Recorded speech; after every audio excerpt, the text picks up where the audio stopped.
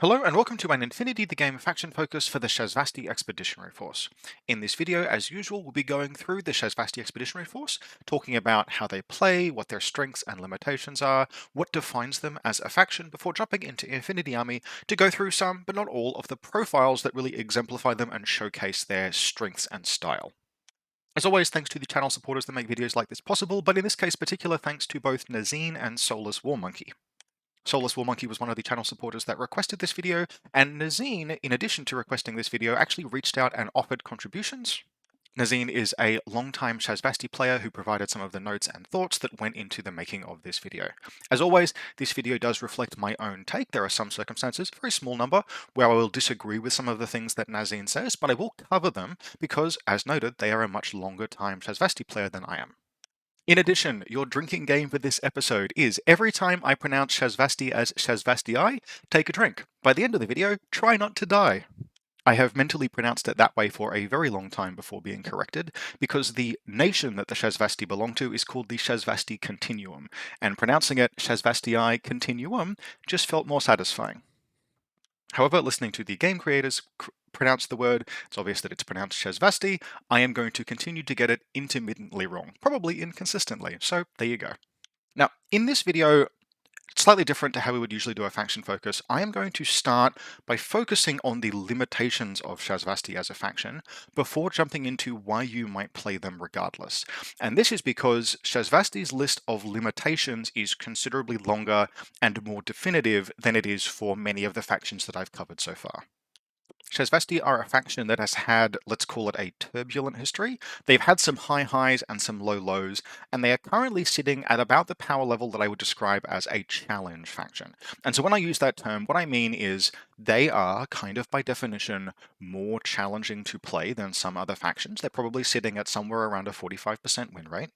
But they're not a lost cause. Yes, they might be slightly underpowered, but there are things that are mechanically or thematically or aesthetically compelling about them that motivates people to play them. So we're going to talk about their history, then their limitations, and then why you might play them regardless before we jump into Infinity Army. So the history of Shasvastii is kind of worth noting just as its own small sub-saga, because with very few exceptions, they were one of the factions that was most in need of update during N3 and then didn't get an update for the entire edition, which left them not just in the position of N3 challenge faction, but almost unplayable N3 faction. There were a swath of rules that just didn't work properly, because they'd been written in an N2 context and never really ported over.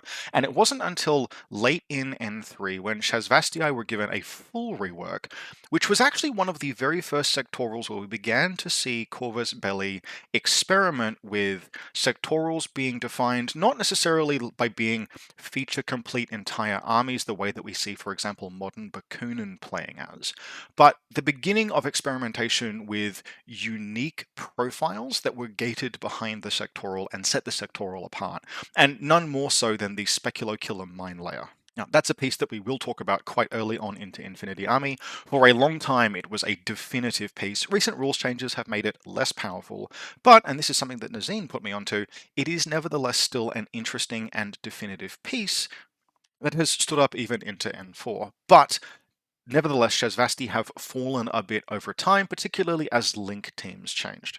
So they had a very high kind of toward the end of N3, and if you ever want to get a reaction out of an N3 player, just ask them what playing against core linked N3 Sheshkin was like.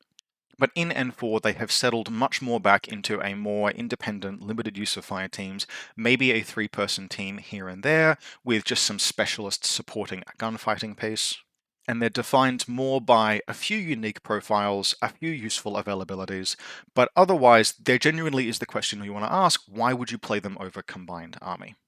And that is something that I'll endeavor to answer over the course of this video, but if you are in particular a highly competitive player, and the prospect of taking on additional challenge for some payoff, but nevertheless additional challenge doesn't appeal, what you probably want to do is just pay attention to, particularly we get to Infinity Army, talking about some of the profiles, pay attention to the things there that are interesting, and just incorporate those into vanilla combined lists. Shasvastii are a challenge faction, and you are going to be playing very slightly uphill if you select them as an army, albeit with some payoff.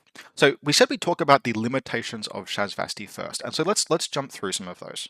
Shasvastii as an army can be described as expensive, fragile, and dangerous. There are a lot of like 20 to 40 point pieces that are very scary, but they're all less durable than you'd like them to be. They're almost universally single wound. There's a lot of 1 and 0 armor pieces. There's not a lot of resiliency skills outside of some access to regeneration, a little bit of dogged, a little bit of no wound incapacitation, but generally everything in your army is going to be threatened by a combi rifle that manages to land a hit on you. On top of this, Shasvastii have almost no smoke. Technically, there is some that exists, for example, on Speculo Killers, but generally speaking, for Shasvastii to move forward and gain control over the board, if they're ever able to do so, they need to either sneak under marker states or using cautious moves, or eliminate the pieces that are preventing them from moving around the field, and they do have tools to do that. They've also got effectively no network projection in terms of things like pitches. As far as I know, there are none in the entire faction. And although they have some capable hackers, if those hackers want to do anything, they need to either use things like remotes as repeaters or move forward and get their hands dirty themselves, which can expose them to additional risk, particularly from counter hackers. Finally, Shasvastii have no main battle tag. I said the army was full of expensive, fragile, dangerous pieces, and the Sphinx, which we will talk about, exemplifies that. It has amongst the lowest armor of tags. And although it's very scary, it's also very expensive, and it's kind of built different. It's built much more as a predator piece looking to punch down. If it fights an enemy main battle tag, it is doing so just trying to fight its way through off the back of mimetism and volume of fire, which it can do, but it isn't a fight that it wants to take. So when we put all of this together, and this is where we start to look toward why would you play Shasvastii, we have a faction that in total I would characterize as being very easy to make catastrophic mistakes both with and against. And if you are a Shasvastii player, you kind of have to embrace this.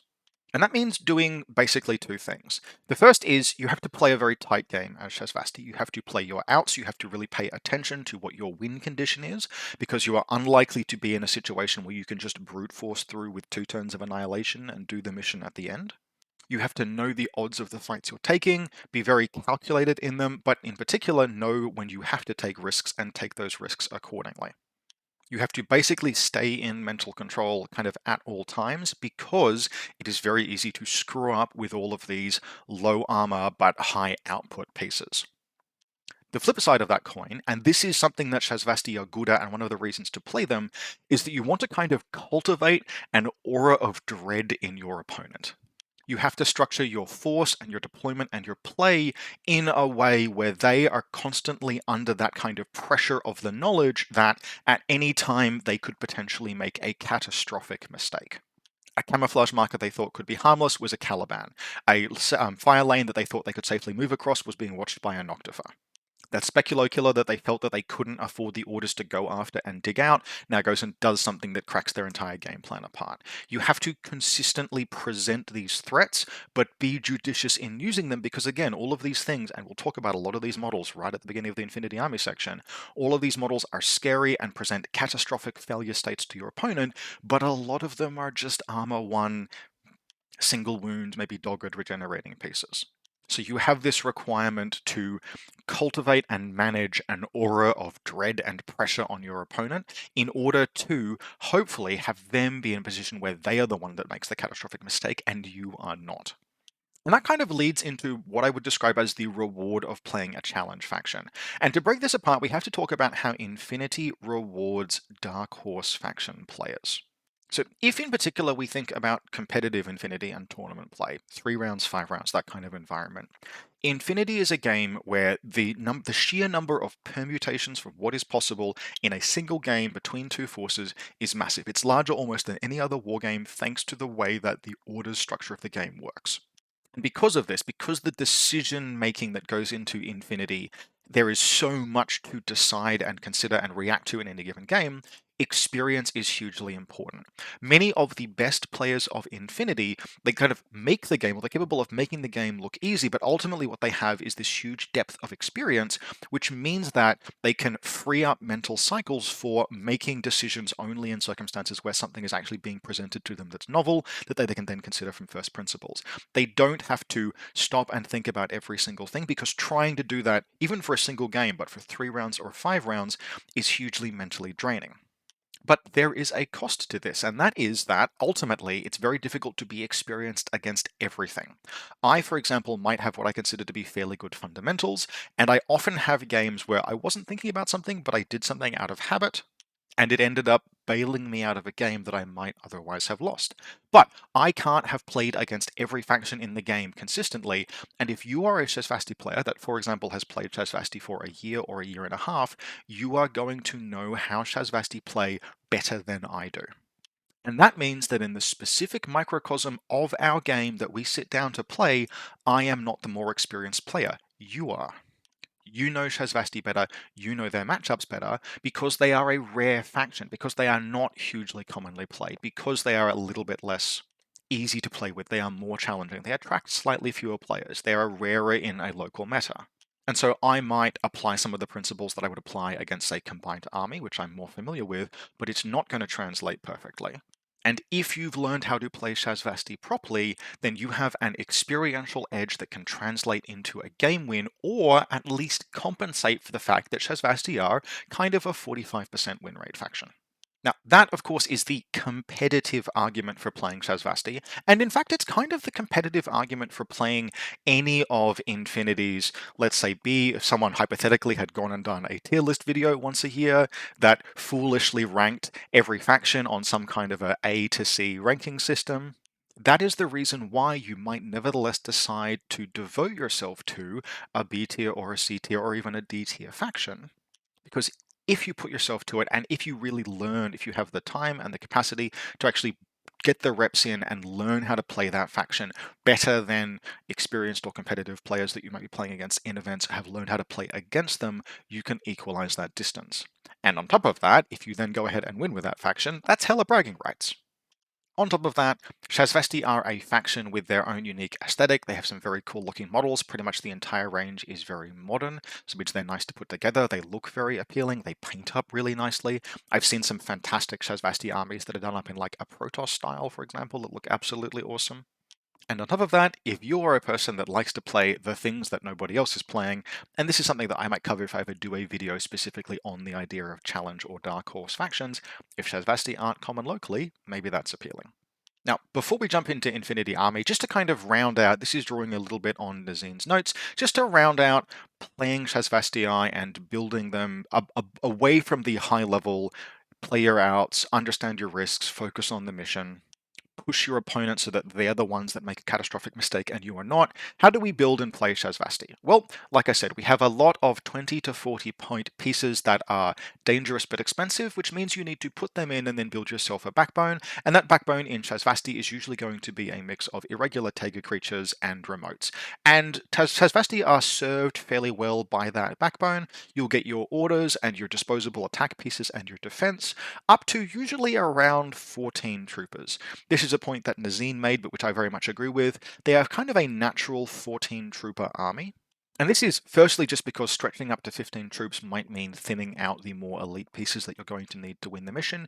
But more importantly, again, I mentioned that Aura of Dread, Fog of War. Shasvastii are a faction that want to always be presenting at least the possibility of an existential threat to your opponent. Your opponent should never be in a position where they can be absolutely 100% sure that they are not about to make a mistake, perhaps related, say, for it to a Nocta. And this means that in a lot of games, just leaving that 15th trooper slot vacant, that trooper slot then, in addition to freeing up some points, that troop slot lives rent-free in your opponent's head. Other than that, some highlights of the faction, they have the Shasvastii rule, which is niche. Obviously, it's really only going to apply in ground control scenarios, but I have won games off the back of the Shasvastii rule, and if Supremacy or Quadrant Control are in a mission lineup for a scenario, or you're just sitting down for a casual game to play that, remember that the rule exists because it can be very significant. Finally, alongside Onyx and Vanilla combined, they are one of only 3 factions in the game with access to the Prothean rule, and I will never not take an opportunity to gush how awesome that rule is. And the Prothean, like, there are no bad Prothean users. Every model with that skill is incredible, and the Shasvastii models with the skill are no exception. So that's kind of our overview of who Shasvastii were. Kind of a bit discombobulated there, but hopefully that gives you some kind of an idea of why you would play them, and specifically what the experience you're looking to have with them might be. A lot of the rest of the why we would play them or what is relevant about them really comes down to the profiles because, as I mentioned, Shasvastii aren't a faction where it's the link teams that are the big deal. It's the profiles and subsequently the availabilities of those profiles that set them apart to an extent from just vanilla combined army using Shasvastii models. And with that said, let's jump into Infinity Army. Now, normally in this part of the video, I would jump first into the bread and butter, the meat and potatoes, kind of hungry after saying that, the backbone elements, the things that will kind of always appear, the core of your links, that kind of stuff. But this is Shasvastii, so we are going to start with the pieces that imposed catastrophe, and the Speculo Killer is the first of those. Now, the Speculo Killer is an impersonator, which is one of the strongest skills in the entire game. It enables you to deploy either all the way up to your opponent's deployment zone with no roll, or in your opponent's deployment zone by making a willpower roll. In this case, the Speculo Killer has the second highest willpower of any impersonator at 14. And then to capitalize on that, a Speculo Killer has smoke grenades and a mix of powerful close combat and reasonable shooting. And the close combat is where we start to get into the sheer catastrophe that Shasvastii pieces can cause, because the Speculo Killer, unlike, say, a Shasin which will have an armor piercing or DACCW, a Speculo Killer, despite having marginally worse close combat, has a monofilament close combat weapon, which means with the sole exception of pieces with immunity total, there is nothing in the game that the Speculo Killer cannot theoretically one-shot, and that includes whatever the most dangerous piece your opponent has is. Whether it's a Yotum or an Avatar or a Marut, you can theoretically take it down in a single attack, which can be the very first dice roll of the game. And yes, I have absolutely seen games where the first thing that happens is that a Speculo Killer activates, walks into contact with an enemy tag, kills it, and that sets the entire tone for the game. Now, your opponent will be trying to prevent that from happening. One of the things, if you're playing against Shasvastii, is that you will often kind of just assume that one or more speculos are coming and you will try and play around that, but that in turn allows for its own kind of strength. Speculo Killers are also differentiated from things like Assassin for Days, well, partly because of the cost. 1 SWC and 32 points is no slouch, but the fact that they are Ballistic Skill 12 rather than Ballistic Skill 11 gives them a little bit of potential to actually take gunfights, particularly if you are using the combi rifle profile. Usually you will take a boarding shotgun, or if you're taking the mine layer profile, then you have a combi rifle. Now, the second relevant skill to note, and something that further contributes to one of the ways that things can just kind of horribly go wrong for your opponent against Shasvastii, is the regeneration skill. Now, this is a little bit of kind of a back pocket / niche skill if your opponent knows that it exists, and obviously you're obliged to tell them. The fact that your model could come back in the states phase means that they then have to take the time to coup de grace or shoot, or put the model down and dead. But the thing is, the order cost for doing that is not always tolerable. You don't always have that one order free to move in and coup de grace if you want to pursue the rest of your game plan. Sometimes the Speculo Killer, if it dies on the last order of the turn. Pretty often, if the Speculo Killer goes unconscious, it goes unconscious on your turn in the middle of making an attack and killing something, say trading with the boarding shotgun, and that Fizz 12 roll is really, look, I will fail at 90% of the time, but statistically speaking, 60% of the time, that Speculo Killer is going to stand back up at the end of the turn in which it goes unconscious. And if that happens at the end of your opponent's turn, because they simply did not have the resources because they were under too much pressure, they were not able to finish off the Speculo after putting it unconscious, that can have a huge blowout effect. That means your opponent then has to dedicate the orders, the mental cycles to dealing with that threat, to putting a Specular Killer all the way down rather than just rendering it unconscious, which saps their ability to dedicate more orders into, say, attacking you that turn, etc., etc.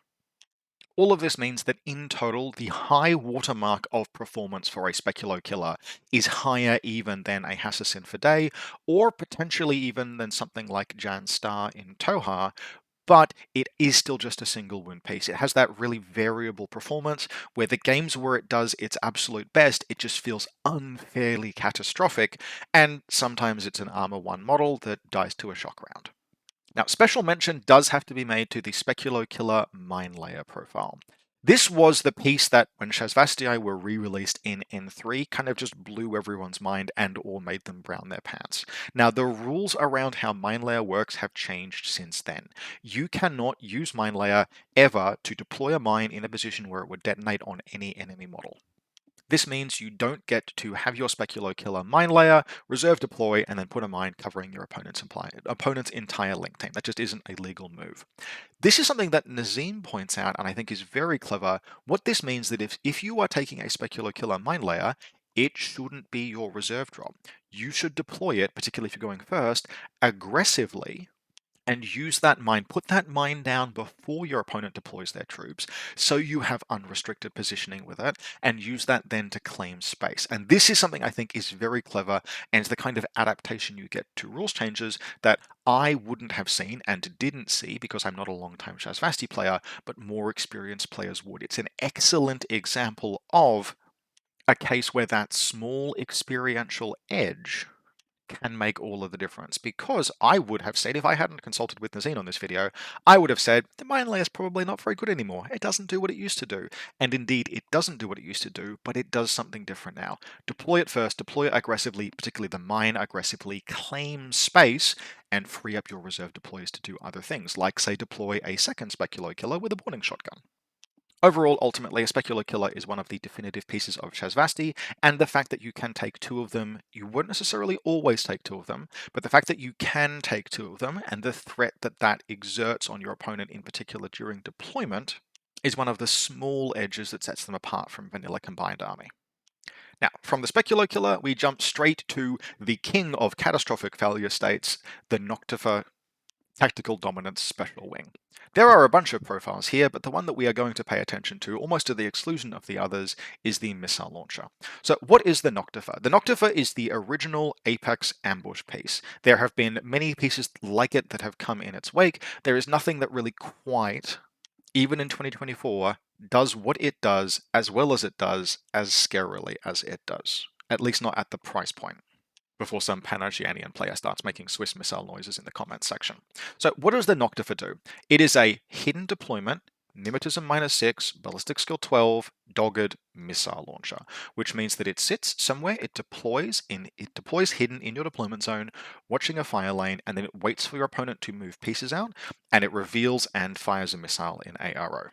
Now, there are basically no pieces in the entire game that over Infinity's history have produced as many blowouts or as severe a series of blowouts as the Nocta. And that's because the way that templates work in ARO, you make that attack, the active trooper, typically speaking, is the only one that will have a chance to respond, which means if your missile reveals and it hits multiple troopers but only one of them is active, you essentially have free hits on any, provided you hit the missile, that is the big if, of course, you have free hits on anything else that you caught in the template. On top of that, the way that link teams often move, the classic catastrophe of the Nocta is that you are moving a link team forward and the Nocta reveals and potentially catches many or all of a 3 or 5 person link team. And so, as a consequence, many are the games over the course of Infinity's long and storied history where a Nocta has revealed and effectively ended the game. That's the high watermark of the Nocta.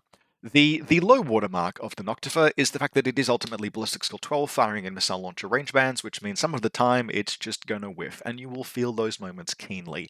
But nevertheless, a Nocta is a very large part of a Shasvastii game plan, even when you do not have one in your list. This is part of why we recommend the 14 trooper setup for Shasvastii. And that's because ideally your opponent should never be sure that they've sprung all of the Nocta traps. They should never be operating completely free of the threat of one of these things revealing and just ending their day. There's basically nothing in the game that a missile launcher isn't a threat to, and the Nocta in particular, once it reveals, bear in mind that it's still very difficult to dislodge. Noctas will often end a turn in which they reveal because Mimetism 6 can be very hard to land a shot on, and they have Dogged, which means that even if your opponent does manage to put one into unconscious, it will stay around shooting for the entire rest of the turn, at which point the risk of continuing to engage one often isn't worthwhile. Now, we have a few niche things to talk about while we're talking about the Noctivas, and in particular the Nocta missile launcher. The first, and I've covered this in the past in terms of how to deploy these things, you want to deploy watching long lanes, thinking about where your opponent might move, trying to stay one step ahead. But in the absence of anything else, a good trick with the Noctiva is to use hidden deployment to kind of deploy it in the same spot as another ARO place. Q drones are accessible and plentiful in Shasvastii. And a very powerful trick that you will want your opponents at least to fear that you might do is to deploy the Noctiva using hidden deployment in a position that you then intend to put the Q drone in. So you deploy them. Hidden deployment means that you mark their spot on the table, maybe you take a photograph, and then they are no longer considered to be there, which means that you can deploy something else in that space, for example, a Q drone, total reaction bot, and when your opponent then triggers an ARO from the Q drone, assuming that they also see the Noctiva, and they should, it's occupying the same space, you then say, hold on, I have two AROs. I ARO with the Q drone, burst for HMG, and I reveal this Noctiva. Now, the Noctiva can't occupy the same physical space as the Q drone, but the rules tell us how to deal with that. You just move it the minimum distance into a legal position, which usually will be your choice because you've deployed the pieces. And that means that rather than just a burst 4 HMG coming back at your opponent, they now have a burst 4 HMG and a missile, potentially with the template catching multiple pieces, and we have that potential for catastrophe. Now that's the kind of trick that you do at once, and your opponent will probably never forget that you've done it, and they will begin taking countermeasures. But that then in turn frees you up to start doing other things with your Noctivas and setting other traps. Now, the other thing that is worth noting about Noctiva missile launchers is that they are still a credible threat in active turn. Part of that is just because you can reveal the thing and combine surprise attack with mimetism and range to create, just to attack that your opponent may not be able to respond to. It's fairly easy, for example, for a Noctiva to put an enemy total reaction bot at neg 12 and unable to hit you, which means that they're essentially forced to dodge with the surprise penalty. But on top of that, the Noctiva has an assault pistol, which means that in an absolute pinch, you can move forward and start taking burst 4 shots off of a dogged ballistic skill 12 piece. Now, depending on how you've deployed it, this won't always be easy, but it's something to bear in mind. It's very easy to forget that the Noctiva has actually a surprisingly dangerous sidearm, and might, late in the game, if both players are hemorrhaging resources, it's very possible for a Noctiva to sometimes just sweep the field if you've kept your order pool reasonably intact. A burst 4 ballistic skill 12 dogged piece can just clean up. Now, once again, availability is one of the things that sets Shasvastii apart here. In combined army, the availability of Noctivas is 1, which means that if you're a combined army player and you reveal a Noctiva, once that Noctiva has been revealed, your opponent knows categorically they are safe from further Noctiva ambushes. Whereas if you're playing as Shasvastii, revealing this first Noctiva does not necessarily mean there are no Noctivas left. In fact, revealing the second Noctiva, although at this point SWC will usually be a tell, but potentially revealing the second Noctiva does not necessarily mean that there will not be another Noctiva remaining. Now, it's going to be pretty rare to run all the way up to 3 in anything except a meme list. But the fact that you could potentially take 3 of these is something that you'll want to just cultivate as a threat in your opponent's mind. That availability, like the 15th vacant troop slot, is something that you want to allow to live rent-free in your opponent's head. Third on our list of fragile, dangerous, catastrophic for everyone involved pieces is the Caliban. The Caliban has an awful lot going on, but we will stop and just note the fact that this is yet another Armor 1 single wound piece. If it commits poorly, if it gets caught out, wrong place, wrong time, a combi rifle, a chain rifle, a light shotgun poses an existential threat to the Caliban, at which point almost 30 points will go down the drain. However, if you manage that threat, if you commit it correctly, the Caliban is yet another piece that has a very high watermark for peak performance. And that is because, in addition to being a true close combat expert, it is a Prothean model. Not only that, Calibans are the cheapest Prothean models in the game, and unlike in Vanilla Combined Army, where they are AVA1, you can take up to 4 of them. And you would be on very reasonable grounds taking multiple Calibans, 2 or even 3 in a Shasvastii list. These things are extremely fearsome, and if you can just get a couple of wounds onto them through Prothean, that can carry them through the remainder of the game, because there is a huge difference between trying to kill an Armor 1 single wound camouflage model and trying to kill an Armor 1 3 wound camouflage model. So what else do Calibans do in addition to being close combat murderers? Well, and this is one of the important things, they are camouflage pieces. They've got forward deployment +8, which is not quite true infiltration, but it is nevertheless quite good at positioning them forward in that kind of a place where if your opponent overextends even slightly, they can capitalize, or if they have to make a run on the enemy deployment zone, they can do so. Sometimes you're going to have to just make a hole. You're going to have to punch through, say, an enemy chain rifle defense. Calibans are one of the best pieces for doing that because they can cover gaps thanks to their camouflage skill. And then if they move in on an enemy model that has wounds and is trying to stop them with a chain rifle, you can just take that chain rifle hit and apply decharge to enemy. Decharge combines hilariously with Protheon. It's explosive, which means 3 saves, which means you have a very good chance of doing 2 wounds to the enemy. And so even if you take a wound from Protheon, at the end of the order, you just calculate how many wounds you've gained, calculate how many wounds you've lost, and apply the difference to the model, which means that fairly often, if you go into a single wound enemy troop, you'll deal 2 wounds to them, you'll take 1 wound yourself, they'll go to dead, and you will end up with 2 wounds despite failing a save against a chain rifle. Caliban also have actually a very solid selection of profiles. Pretty much everything that is present there, maybe with the exception of the vanilla boarding shotgun, is something that you might consider taking, particularly in Shasvastii. So, Chain of Command, it's got a submachine gun and a pulsar. These are okay weapons. Mostly you'll be using it for close combat actions, but it's got Chain of Command and it's not paying too much for it. And there is at least one very strong active lieutenant profile, which we'll get to shortly, where having Chain of Command just helps ensure against the fact that she might go and get herself killed. That is to say, look, if you are taking Sheshkin as your lieutenant, you probably take a Caliban as your chain of command, and that means that if your deadly Protheon lieutenant dies, not to worry, you have a second deadly Protheon lieutenant. The engineer is very attractive because there are some very good remotes, in particular AVA2 Q drones in Shasvastii, and this is the piece that you would typically take in Vanilla Combined Army, and you take it for the same reasons in Shasvastii Expeditionary Force. You put 1 or 2 slave drones on this thing. Now that does reveal it to be a Caliban, because when you deploy the slave drone, you say this slave drone is connected to this camouflage marker, and there's only one camouflage marker in these factions that can be an engineer. So you reveal that to be a Caliban. That doesn't necessarily make it any less dangerous, but it does allow your opponent to prepare. But you can have the Caliban in the midfield, waiting, lurking, biding its time, while a slave drone sits behind a Q drone to repair it every turn. Bear in mind that using the engineer skill will reveal the Caliban, you'll have to recamouflage, just kind of like a price to pay. Something to note, even if you only intend to recover one remote, maybe you just have 1 Q drone in the list, you can still very credibly put 2 slave drones on the Caliban, and one of them can just run forward to join its master. Having a 3-point expendable synchronized model is very useful for a piece like the Caliban. It can be used to clear mines in advance of making an attack run, or it can be used to move into close combat and give the Caliban burst 2. And if you think Calibans are dangerous with their decharges at burst 1, being able to apply 2 decharges in a single close combat roll is very, very scary. Next up, we have the Forward Observer Boarding Shotgun. Now, at 28 points, this thing is as expensive as the Engineer, and like about as expensive as the Chain of Command.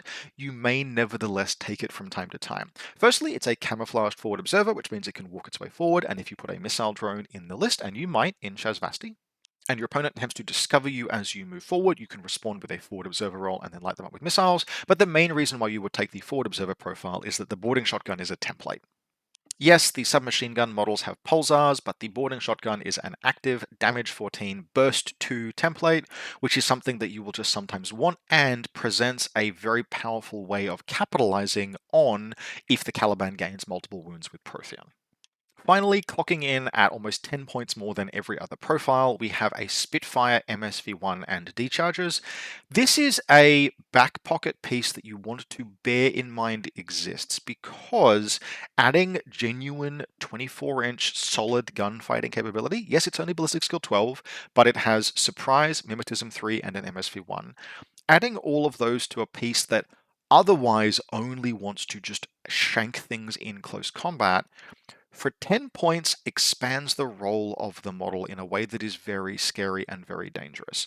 And often what's going to happen with this kind of a piece is that you will move it forward and your opponent will have their Kamau sniper at 20 inches be like, I'm not going to worry about the forward observer, I'm going to discover you. And then you respond and you shoot them with a burst 4 Spitfire. And a bit like lists with 2 Noctifers, for example, that is the kind of thing that you want to just work into your play occasionally so that the threat lives in your opponent's mind. Now, ultimately, 1.5 SWC and 38 points makes this model, particularly as a non-specialist, a bit too expensive to include in every list. That is very, very expensive at almost 40 points. But including it in lists occasionally, say hypothetically in practice games in advance of a local event, is something that, one, very fun, interesting, and different, but two, can pay dividends. Frankly, I think I've seen the Caliban Spitfire a surprising number of times. We have a couple of Shasvastii players locally. Every time it appears on the table, it surprises me, and almost without exception, it performs about relative to its points. And for a 38 point 1.5 SWC piece, that's a big deal. So generally, I would recommend the cheaper profiles. They are workhorses, they are great close combat models, they are specialists, etc. But keep the Spitfire as a back pocket piece. Now, ultimately, it's the Speculo, the Nocta, and the Caliban that present those catastrophic game blowout kind of experiences, and which really are the core of Shasvastii's strengths, at least in my opinion. But so long as we're talking about the sneaky parts of Shasvastii, and they absolutely are, we need to round out a few other profiles as well. And the first of these is the Shrouded. Shrouded are important in Shasvastii for a bunch of reasons, but part of the reason is just that they add more camouflage markers to the midfield that your opponent can reasonably expected to confuse Calibans with. You need, particularly if you're taking 1 or 2 or 3 Calibans, you need other pieces in the midfield that give your opponent other things to worry about so that they can't just easily focus on and destroy those high danger, high value pieces. And Shrouded really ably perform that role. Shrouded are not particularly expensive for skirmishes in their class. The Shasvastii rule makes them maybe very slightly more expensive than, say, for example, Ariadnan pieces would, but they make up for that with a couple of things. Firstly, they have native ballistic skill 12, which is surprisingly rare on pieces like this. You compare them, for example, to Nomad Zeros. If I have a model with a boarding shotgun or a combi rifle, that ballistic skill 12, once you are applying Mimetism 3 and Surprise Attack, goes a surprisingly long way, and can really make Shasvastii Shrouded worth the small premium they pay over equivalent pieces. And the other thing that makes them genuinely worth the points cost, pretty much in every case, is regeneration. Fizz 12, like the Speculo Killer, means that there's a 60% chance of them recovering if they go down, but unlike the Speculo Killer, you can have multiple Shrouded very comfortably in a list, and the order burden of putting these things all the way to dead if they get knocked unconscious can actually just be really too difficult for your opponent to bear. It is possible to make a Shasvastii list that trades heavily on regeneration, and the fact that, yeah, if you have enough of these guys, you're going to start passing those 60% rolls, that can really add up over the course of the game. And fortunately, there are basically just a ton of profiles on the Shrouded lineup that you'd be comfortable playing. In fact, there is basically no profile, like all of those profiles, I have some time for. The generic 22-point boarding shotgun is an attack and defense piece. You are paying for absolutely nothing that you do not need. And a boarding shotgun is a perfect weapon for a model that is trying to move in, attack or defend, trade, and then regenerate. 22 points is excellent, and it comes with shock mines. The multi-sniper rifle is only 25 points and has an MSR. The fact that you can deploy it basically with total freedom on the table can let you set up, if you can't afford a Nocta, this gives you a secondary, like credible, kind of scary, interesting threat. No, it isn't hidden deployment, but there are some pieces that are like that. We'll get to them in a moment. Basically, sniper rifles, when they are put on infiltration pieces, don't pay for infiltration, which means we have a full 1.5 solid ballistic skill 12 SWC weapon on this piece. Just as a back pocket element, it's going to be the least common profile, generally speaking, that you'll take of the Shrouded, but it is still something to consider if you have the SWC spare. We've got 2 hacking profiles, 1 regular hacker, 1 killer hacker. Neither of them is aggressively costed. Both of them are worth taking because it is just worth having. Particularly when you, as Shasvastii, don't have aggressive repeater placement, you don't have tons of pitches. Having hackers that can just move forward and get their hands dirty is important, although bear in mind, BTS 0, you don't want these things getting into fights they can't handle. We've got a forward observer, it's the cheapest specialist, nothing wrong with it, take it if you need a midfield specialist. Then we have 2 mine layer profiles. Now, the most common and easiest to use is the Combi Rifle Mine Layer Shock Mines, clocking in at only 23 points, and importantly, just adding some more camouflage markers to the midfield. Often in Shasvastii, you'll find that you have maybe one or two hidden deployment pieces, and obfuscating their existence by just sprinkling some more camouflage markers in the midfield is a big deal. So consider putting Mine Layer Shrouded in lists just to complicate your opponent's ability to assess what's happening on your side of the table.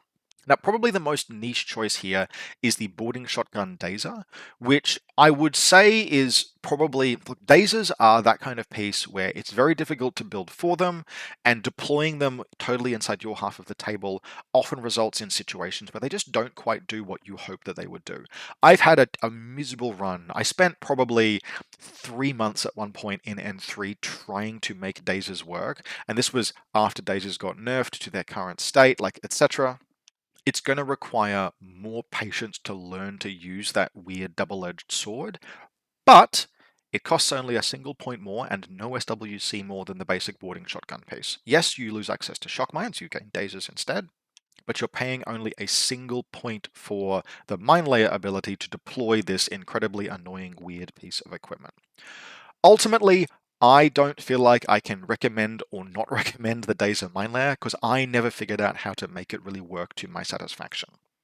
But if it's something you think you can make work with your tables and your opponents, it's the kind of piece that actually can set you as a player apart in your understanding of the matchup, because I guarantee you it's going to be pretty rare at an event for you to run into an opponent that knows exactly what to do when one or more dazers get slapped down on the midfield line. Now, expensive upmarket cousin of the Shrouded is the Malignos Deep Incursion Core, which is effectively a Shrouded that gets some armor, some BTS, point of willpower, mimetism 6, and hidden deployment. This in total makes the cost of the Malignos absolutely shoot up compared to the Shrouded, often by at least 10 points. And this means you need to be very, very judicious in your use of these kind of pieces. The multi-sniper rifle, for example, is interesting because it has that infiltration sniper combined element discount, but you need to really consider it. Look, 35 points compared to a Nocta actually can be worthwhile. A multi-sniper rifle is burst 2 in active turn. When you have Mim 6, you can take an awful number of face-to-face rolls just off the back of having like burst 2 ballistic skill 12 if you absolutely need to. But be judicious including these pieces in your lists. For example, the 34-point boarding shotgun I am much less comfortable recommending, even though theoretically it can do all of the same things but with mimetism 6 and hidden deployment compared to a shrouded boarding shotgun. Ultimately, the most common piece here is going to be the Killer Hacker submachine gun, which has shock mines and a dazer and a submachine gun, and comes in at the cheapest profile because it's got that SMG rather than a combi rifle. Nevertheless, despite this kind of relatively lukewarm appraisal, if you are a Shasvastii player, you want to just keep an awareness of these things because they occupy kind of the same points cost as a Nocta, they occupy the same space in your opponent's mind as a Nocta, and a Whip 14 specialist that deploys in the midfield, Killer Hacker, has actual BTS, the Malignos KHD in particular can just occasionally crack some games open. Whether it's sneaking up behind a tag with the SMG, laying a dazer that your opponent didn't expect, killer hacking something. For 31 points, that profile, it's expensive, but it eases into that potential high performance that you need from a piece that's that expensive and starting off the table. On the far other end from the Malignos are the humble Seed Soldiers. Now, the rules for these things are kind of a hot mess, but the important thing to note is deploy these guys prone. Just always deploy them prone. That's very important. A Seed Soldier starts in the Seed Embryo shape, which means that it is a Camouflage Mimetism 3 Silhouette X model. If you don't deploy it prone, then it's a Silhouette X camouflage marker that isn't prone, and the only thing in the game that can be that is a Seed Embryo. If you deploy it prone, then it's a Silhouette X camouflage marker that is prone, and every Silhouette 2 model that is prone is Silhouette X, which means that you conceal the fact that it's a Seed Embryo. And that is incredibly important to making these things work, because the goal of these things is just to add more chaff at a cheap cost to the midfield. We're taking Calibans, we're taking Shrouded, we're taking Seed Soldiers. The Seed Soldiers are just one more piece that fits into that puzzle and gives us a cheaper option for stuff that clutters that space up. Now, the seed embryo form is not particularly bad. It can't move, obviously, but it has chest mines, which means that as an ARO piece, it can kind of reveal, and it has a template weapon. And at typically 16 to 18 points, that's not terrible. The fact that they're Armor 2 BTS 3 actually is surprisingly, like, from time to time, that will be relevant. And then sooner or later, you are going to hatch them, at which point they are just line troops. They're just line troops with combi rifles and Panzerfausts. The Panzerfaust is kind of cool, but surprise attack kind of doesn't really work because it's not on the actual developed shape profile. So how does that interact? Look, don't ask me. The goal of these guys early in the game is to add camouflage markers to the midfield, and late in the game is just to be random paramedic specialists. Generally speaking, if you've got the points, I would go for the paramedic over the forward observer because you're going to have Calibans in the midfield. These guys are going to be near the Calibans. You might have Tiger creatures that fall over.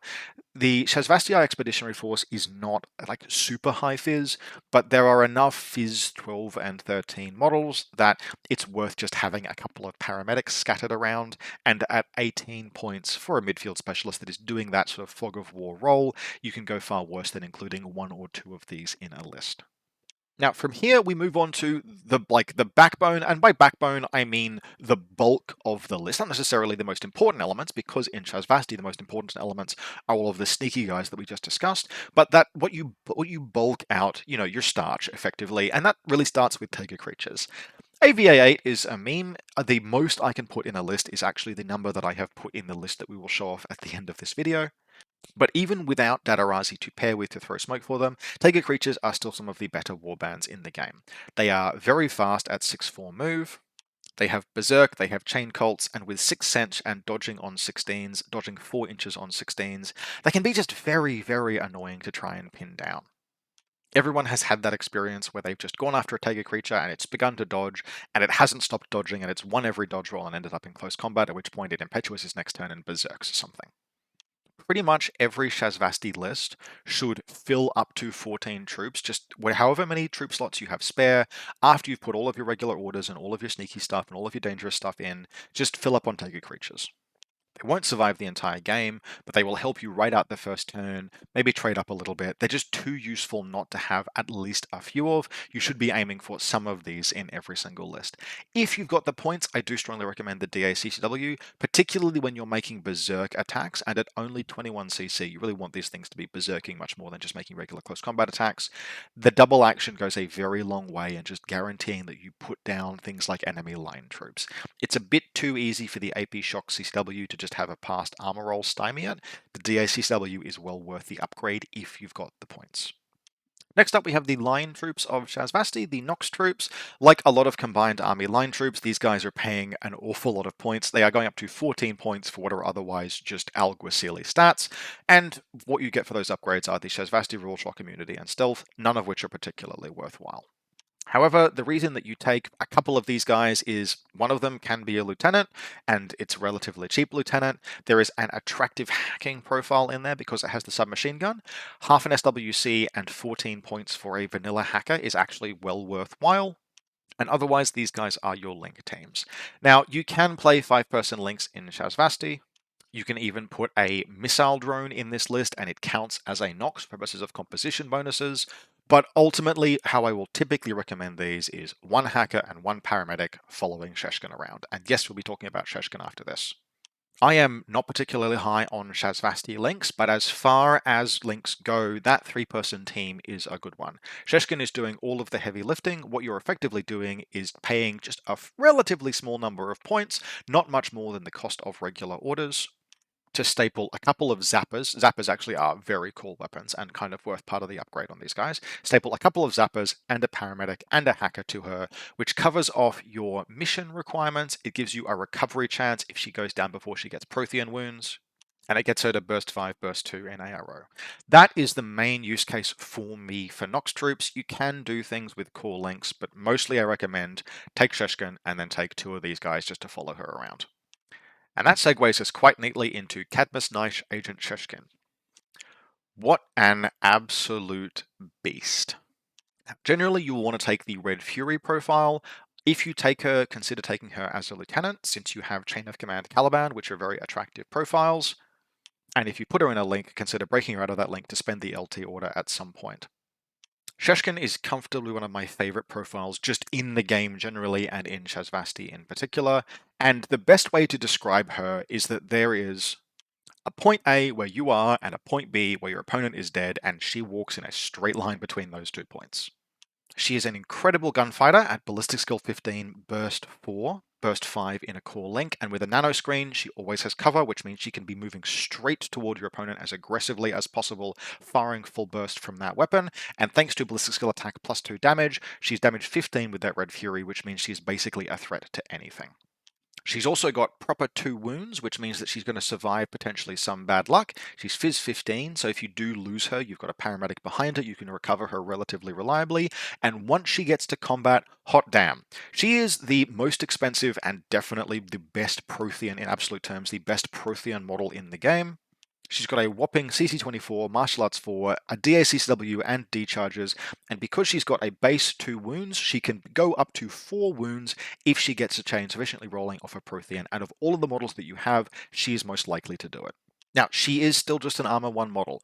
A random Libertos with a shotgun going after her before she's gotten Prothean wounds in your reactive turn is scary, but if you can just deliver her and you can just start that chain rolling, she can pinball around your opponent's models, killing, taking damage, recovering that damage, just getting stronger and stronger and more dangerous and more dangerous. She is, particularly once you understand how to use her, she is a joy to play. Much like the Caliban, she can do things like walk through a chain rifle and come out the other side stronger than she went into that fight. And because she has that second wound, she is even more. She's one of the few pieces that is kind of inured to bad luck. Now, like I mentioned, you still need to keep her safe. Yes, she has a nano screen, but she's ultimately only armor 1.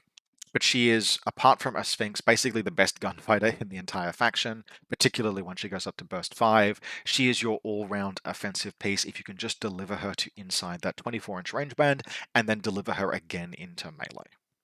Ultimately, at 54 points, she is expensive enough that you can't necessarily fit her in every list, but frankly, for what you're paying, you're getting quite a good package. She does have a more expensive heavy armor bar version, but we aren't going to talk about that because it's not nearly good enough to make up for all of the things you get at the cheaper profile. Paying 12 points to become hackable is not a great deal. Next up, we have the Q drone. Now, the Q drone, Shasvastii, one of the few genuinely unique things about them, once again, is the AVA, not the link teams. And AVA Q drones are genuinely worth considering. A Q drone is, in absolute terms and relative terms, the best total reaction bot in the entire game because it is just a normal total reaction bot that pays 1 point for mimetism, and you cannot ask for a better trade up than that. Even before you put marksmanship on these guys, main battle tags are fighting them on 11s versus 11s, and they are an absolute tick to deal with. Now, you don't always want to take 2 of these in every single list, but it's something that you can do. And because you've got access to Calibans, you have an excellent engineer ready and waiting to keep them repaired. It's just a good combination. These are excellent pieces. And in terms of just delaying your opponent, adding that space to the game to give you time to pursue your mission objectives, etc., they're useful and they are valuable. Yes, these are also in Combined Army. Yes, many of the same synergies exist, but in Combined Armor you can't take 2 of them, in Shasvastii you can. Not a model necessarily for every list, but well worth considering, and you will give your opponents conniptions fighting against 2 of these things if you take them with any regularity. Now, final piece in the backbone elements, things that you will take with some regularity, is the Shasvastii Tactical Monitoring Company Mentor. It is a terrible injustice that you cannot take a Lieutenant Hacker profile of these, but rocking in at 23 points for the Boarding Shotgun Lieutenant profile, or 28 points for the Hacker, you are not going to find a cheaper source of counterintelligence anywhere outside of Corvus Belli's Special Princess than Nomads.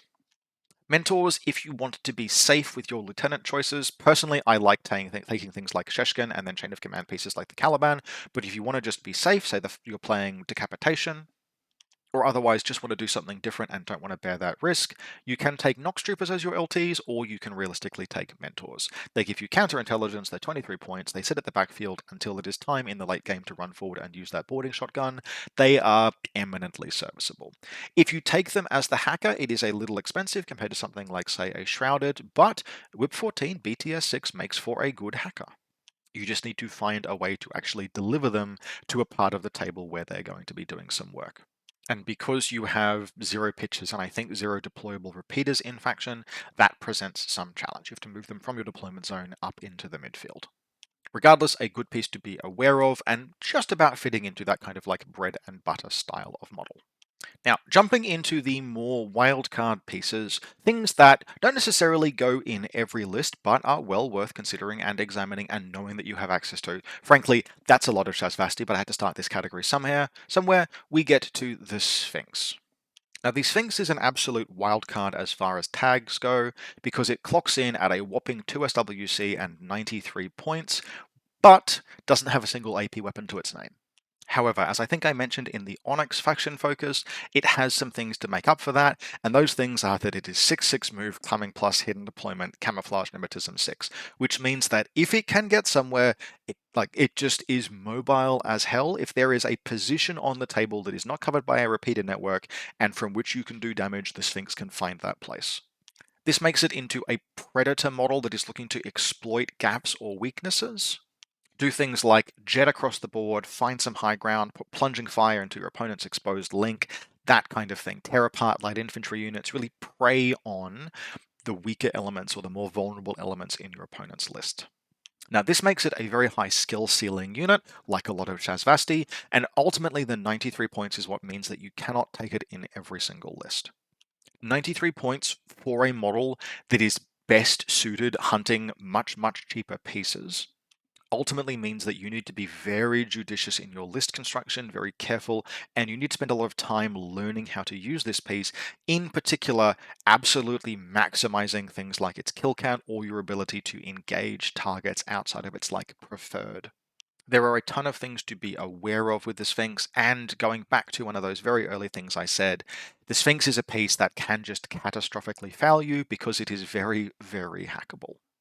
If you get this thing hacked, you're going to have a command token to recover it because Shasvastii do not have the hacking tools and network projection to kind of recover it if it gets lost. And so at only BTS 6, hacking networks are this thing's absolute bane. But if you can manage that, if you can find the angles, if the tables are suitable for it, just having this thing, again, having this thing in your back pocket, playing it occasionally so that when your opponent is deploying and when you are presenting that fog of war, and you haven't deployed your reserve drop yet, and your opponent can see all of like 2 SWC on the table, the knowledge that this thing might be one of the things that could be launching an attack weighs on them and weighs on how they attempt to deploy and set up their defenses, etc. Defending against a Sphinx is very different to defending against a Speculo. And if your opponent does make the mistake of defending, exclusively using things like maybe say null deployment and just template weapons on corners, the Sphinx will blow through that in a way that say a Speculo absolutely wouldn't. Definitely not an every list kind of piece, but some of the scariest tournament games I have ever played, which I scraped through only by the skin of my teeth, have been against competent Sphinx players. People like Kevin Hamilton from former Lost Lieutenant fame, for example, very good, very scary. And if you learn to use this thing, like exemplifying Shasvastii, if you learn to use this thing better than your opponent to lose how to defend against it, it will pay off for you. Next up, we have Victor Messa, who honestly deserves a little bit better than to be put in this kind of generic wildcard position. He's basically just a good profile. No wound in cap and a nano screen, not shock immune, but boarding shotgun or multi-rifle, nano pulsar +1 burst on the multi-rifle one. Typically it's going to be worth the 3 points to upgrade it to the multi-rifle because it's got that template weapon. And a whip 14 BTS 3 hacking device plus. Messa can wildcard into links, so for example, you could do Nox Paramedic, Messa, Sheshkin if you had the points for it, or he can kind of just run solo, surprisingly credibly. One important thing to note is that of all of the things that going into Cybermask with the hacking device plus turns off, his nano screen does not have negative feedback, which means that you can have Messa in Cybermask state, moving up the board, and discover rolls against him will still have the cover penalty because the nano screen remains active. Now, ultimately, there are too many pieces in Shasvastii that are in that 30-point range. You have to make some decisions around what you're going to include, and it's going to be things under marker states, etc., things like Noctifers, Speculo Killers that will often occupy those points, but Messa is something that I have a personal soft spot for.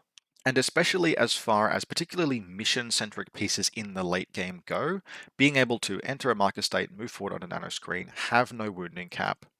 I have been bailed out of sticky situations by Messa in the past, and I've got a very soft spot for him as a result. Now, models that I don't have a soft spot for, but which I am mentioning out of a sense of integrity, is the Shasvastii Armed Imposition Detachment Gwalios. or Gwylos, possibly, Gwylo. Now, I am mentioning these, in particular the MSV2 HRL profile, typically speaking in a Haris with an M-Drone and Ida Swanson, mostly because Nazin said to. He notes that over sort of his time playing Shasvastii, this is a piece in the Haris team with Albedo and the MSV2 Burst 3 template weapon, which has bailed him out of a lot of problem situations against things like, say, Kahu, Atlanta, Armand Lembuet, etc., where that unique combination of equipment has genuinely done well and justified the existence of the Gwylo. It's great for sweeping things like flash pulse remotes that have been put on picket or ARO duty. And as is always the case with Albedo, it's a rule where if your meta has justified, basically if MSV pieces have become prevalent enough, in particular MSV ARO pieces are prevalent enough, you can get some mileage out of Albedo. That is Nazin's opinion. Personally, I think this thing is absolute hot trash, and there is no profile I hate in the game more than the Gwylo. Now, that is a product of personal play experience. The Gwylo is a piece that I put some time into playing, particularly when Shasvastii were re-released in N3, and nothing has let me down as hard or as often as this thing. It is a colossal number of points, particularly once you add the Link team to it. Right? 85 points and 1.5 SWC for 3 models, just for a frankly mediocre overall gunfighter. On top of that, it's not even particularly good in my experience at dealing with MSV ARO pieces, because most of those will have Sixth Sense. If my opponent has something like a Riot Girl on ARO duty, I guarantee you that she's in some kind of a core link, which means that yes, I can move around her with the Gwylo, but the M-Drone and Ida Swanson can't. They're still stuck being pinned down. At which point I'm better off using something like White Noise, and if I'm going to use White Noise, I don't need Albedo. Ultimately, for me, if MSV pieces become so prevalent that I think I need a countermeasure, I will cut that entire Gwylo Link team, I will spend 14 more points, and the Link team that I will take is Sheshkin, Messa, and a 14-point Nox troop of my choice. I hate the Gwylo. I hate the Gwylo to the point that I would borderline be willing to make an I hate Saurus copy pasta video, except that having a video of me saying I hate Gwylos, I feel like has the potential to be taken, unfortunately, out of context at some point. So maybe let's avoid that. Regardless, Nazin does say this is a piece that you should be aware of your access to. It has been impactful for them in many, many games, successfully for literally years across multiple satellites and 30+ person events, whereas I have just tried to use it a bit in N3 and it failed me a lot. So I am not going to let go of my dislike of this piece, but in fairness, I am presenting it because Nazin made a very strong case for it, and they have much more experience with it than I do. Next up, we have the Haidok, which is a lean and fun and cool profile in all of the ways that the Gwylo is not.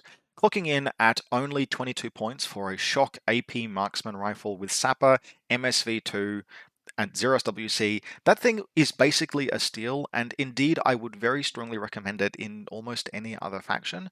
In Shasvastii, it's dedicated more to the this is cool and fun but kind of hard to include role. And the reason why is, well, firstly, points are always going to be at a premium. There are many other pieces, like this could be a boarding shotgun Shrouded, for example. But more than that, making maximal use of Sapper models, particularly Sapper models with shorter range band weapons, like the AP Marksman Rifle, is very order intensive. You need to move, position yourself outside of line of sight, use Sapper as a long skill to then enter line of fire of your opponent, and then activate in that position and take gunfights if you want to use it as an active piece. Even if you're doing that just to move forward and go to suppressive fire, for example. And in my experience, the orders that you have available in Shasvastii, they are not going to be spent effectively that way. You are only going to have so many orders. This is not a faction that has access to tons of TAC aware or NCO or anything like that. You're going to have irregular troops that'll often be spending their own orders because it's things like Tega creatures. You just don't really have the orders free to get fresh with Hydrox. Kind of the best case for them is maybe something like a coordinated order, where perhaps they move forward and Sapper under their own power, and then you do a coordinated suppressive fire with a few pieces that are relevant. Ultimately, these are things that makes them more niche. They are difficult to include in Shasvastii list as a result, despite the fact that, frankly, at 22 points in particular, that AP Marksman Rifle really is a steal. They can be Haris linked, including with wildcards. So you could consider, for example, a Haiduk, Ada Swanson, and Victor Messa, but ultimately, these are more of a very cool and fun profile than something that I would recommend extensive use of, but they are very cool and fun. Finally, we have the Shasvastii Cadmus. And this is a piece that I think is probably slept on just a little bit. I have a lot of fondness for a Cadmus.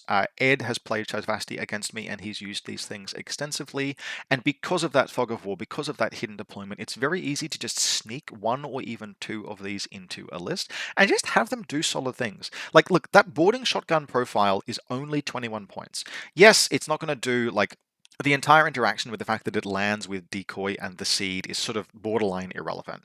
There used to be a rules interaction that made combat jump and decoy very, very powerful. It no longer exists and isn't relevant. What is relevant is that you land the Cadmus, you place the decoy somewhere where it will trigger a mine for free, and then you hop out with a 21-point boarding shotgun model that goes to town. Very occasionally, you will use the morpho scan, very, very occasionally, and when you do, you will stop and you will go and you will read the rules for morpho scan and kind of like scratch your head and be like, is this like a rule from N1 or N2 that they forgot to remove, like with coma? And shadow zones from buildings? Why is this? Then the reason why they never removed Morphoscan is that this rule is narratively important to the existence of Sheshkin. Fortunately, you are paying very few points for it because what you are actually getting out of this troop is a boarding shotgun, cheap combat jump troop in a faction that obscures the existence of combat jump troops very well. Don't take the KHD, don't take the Red Fury, just take the boarding shotgun or maybe the combi rifle assault pistol, land and treat them as a backup Speculo Killer, where the point of them is that they drop down and they kill a couple of things that are important for you to kill to your game plan, and if they fail that Fizz 12 roll, okay, they end up in your deployment zone and they're a regular order for the rest of the game. The real benefit of these things is that they are one more layer to the surprise trifle that Shasvastii can put forward, and your opponent is much more likely to be worried about Noctivas with those troops off the table than Cadmuses, which means that you can run into very solid situations later in the game where just rolling for that Fizz 12 to try and land one can incidentally pay off really significantly. Not an incredible troop, but they fit surprisingly well into Shasvastii, and I feel they are slept on a little bit as a result. Now, that's quite enough talking about the ins and outs of a faction that I am not particularly expert with, but we are going to wrap up with a list that is very near and dear to my heart. This list is a modernization that a person of my acquaintance played back during a very early ITS Teams event. This was one of the online pandemic events. I think the IGL ran it. And this was played by my teammate Persian, who runs the painting service Hortworth. If you want to see some absolutely incredible commission stuff, I think it's just hortworth.com. If you've ever seen the glam rock Toha floating around, he's the one that's responsible for them. Man is an absolutely incredible painter and also a fantastic player. I played against him in the finals of the White Noise online event that we ran at the very beginning of the pandemic, and he fought me to a draw, and that game was an absolute nail biter. Now, this is a modernization of the list that Persian Hortworth played during that team event, and this is one we crushed. We crushed that event. We did super well, and he played basically this. It terrified me then, and it terrifies me now. So we have a basically even split combat group. In combat group 1, we have 3 Tigers, a Q drone, an E drone, a Speculo Killer with boarding shotgun, a Caliban engineer with 2 slave drones, and we need the 2 slave drones because in combat group 2, we have 3 Tigers and a Q drone, Sheshkin Lieutenant, she is free running in this case, she does not have any friends, a Noctifer, a Caliban chain of command, and an Ica drone with baggage.